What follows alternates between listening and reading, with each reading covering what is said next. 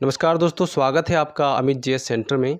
दोस्तों, आज की इस वीडियो में मैं अमित आप सभी लोगों के लिए लेकर आया हूं स्टैटिक जीके से संबंधित बहुत ही महत्वपूर्ण प्रश्नों को, जो कि आपके एनसीएल एग्ज़ाम व अन्य एग्ज़ाम्स के लिए भी काफ़ी इम्पोर्टेंट है।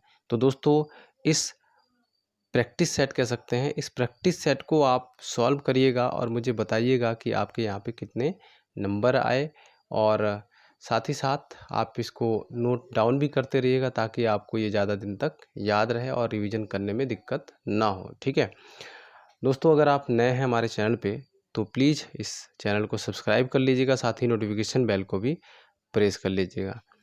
तो चलिए बढ़ते हैं प्रश्न की तरफ। आज का पहला प्रश्न है, बॉक्साइट का सबसे बड़ा उत्पादक कौन सा राज्य है? ठीक है, ऑप्शन है महाराष्ट्र, तमिलनाडु, उड़ीसा, गुजरात। कौन सा ऑप्शन यहाँ पे सही होगा दोस्तों? तो यहाँ पर बॉक्साइट का जो सबसे बड़ा उत्पादक राज्य है वो है आपका उड़ीसा। ठीक है, उड़ीसा जो है भारत में प्रथम स्थान रखता है। उड़ीसा में प्रेजेंट टाइम में सीएम कौन है? नवीन पटनायक है। ठीक है, नवीन पटनायक है वहाँ के सीएम। और गवर्नर कौन है? गवर्नर है गणेशी लाल। ठीक है ना, गणेशी लाल वहाँ के गवर्नर हैं। चलिए अगले प्रश्न पे चलते हैं हम लोग। प्रश्न है, इनमें से कौन है जिसकी मृत्यु कालिंजर के जीतने के दौरान हुई थी? ठीक है, तो ऑप्शन है तानाजी, महाराणा प्रताप, राणा सांगा, शेरशाह सूरी। तो इसका जो राइट आंसर दोस्तों क्या है?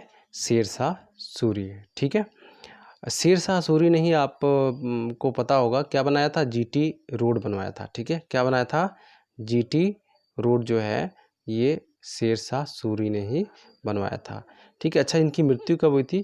तो ये जो मृत्यु हुई थी इनकी, कालिंजर का युद्ध हुआ था। ठीक है, कालिंजर फोर्ट को ये जीत चुके थे ये लोग।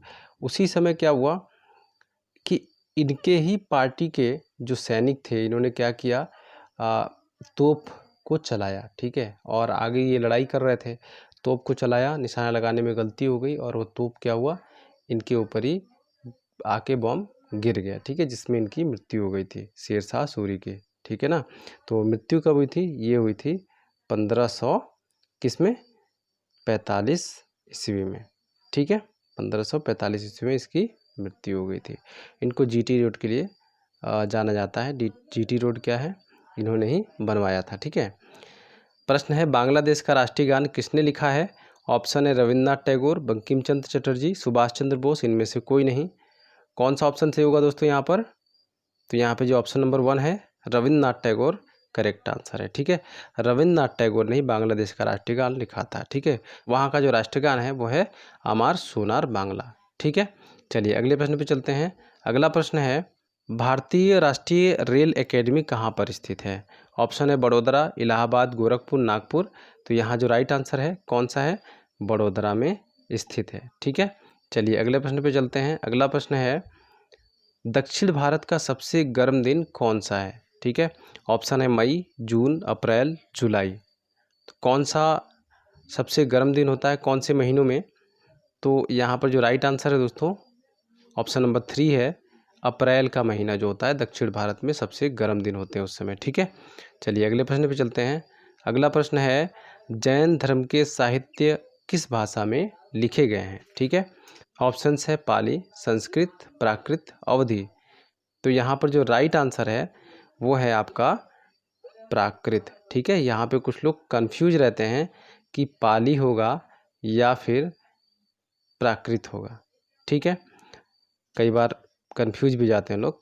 ठीक है, कुछ लोग पाली बता देते हैं, कुछ लोग प्राकृत बता देते हैं।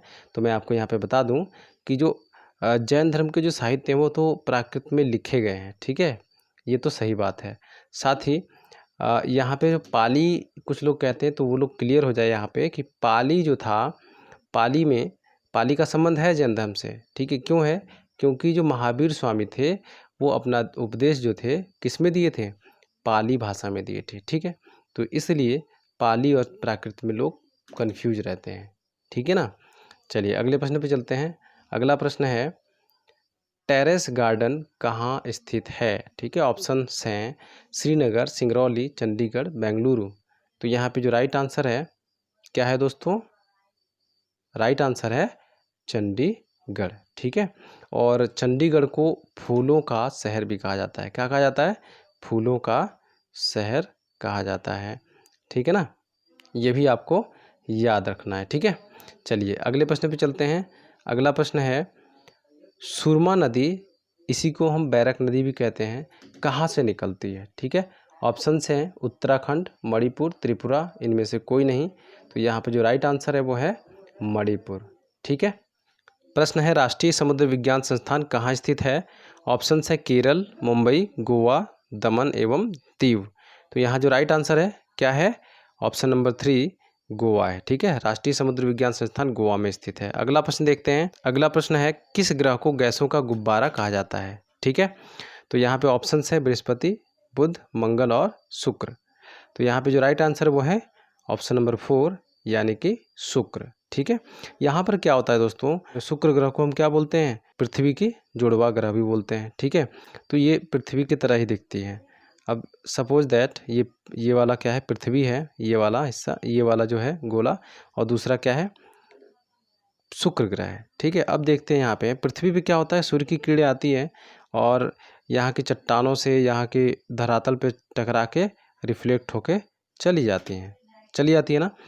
इसलिए यहाँ का जो टेम्परेचर है क्या रहता है? नियत रहता है, ना बहुत ज़्यादा घटता है ना बढ़ता है। ठीक है, और यहाँ पे क्या होता है, शुक्र ग्रह में यहाँ पे सूर्य की किरणें तो आती हैं, लेकिन क्या होता है यहाँ पे शुक्र ग्रह पे बादल छाए रहते हैं। ठीक है, और किसके बादल?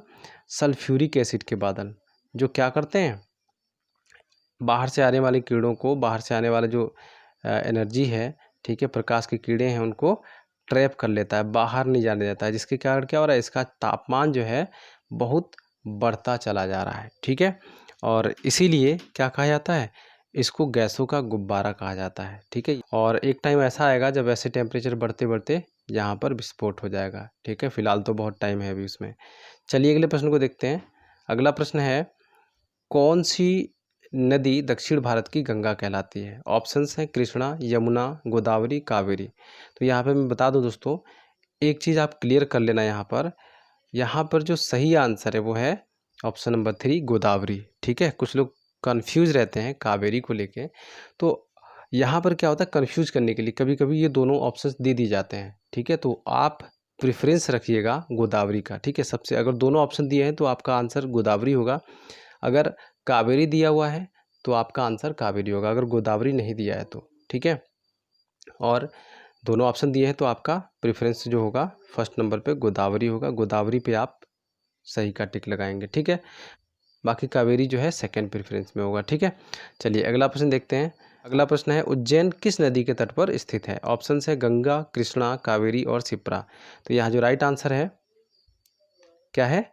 शिप्रा नदी के तट पर स्थित है। अगला प्रश्न देखते हैं। अगला प्रश्न है, कृष्णा नदी कहाँ गिरती है? बंगाल की खाड़ी में, अरब सागर में, मन्नार की खाड़ी में, इनमें से कोई नहीं है। ठीक है, तो कृष्णा नदी जो है कहाँ पर गिरती है? ये गिरती है बंगाल की खाड़ी में। ऑप्शन नंबर 1 यहाँ पे करेक्ट है। ठीक है, मैं आपको बता दूं एक ट्रिक है, क्या है? समानता। ठीक है, इससे हम क्या निकाल सकते हैं?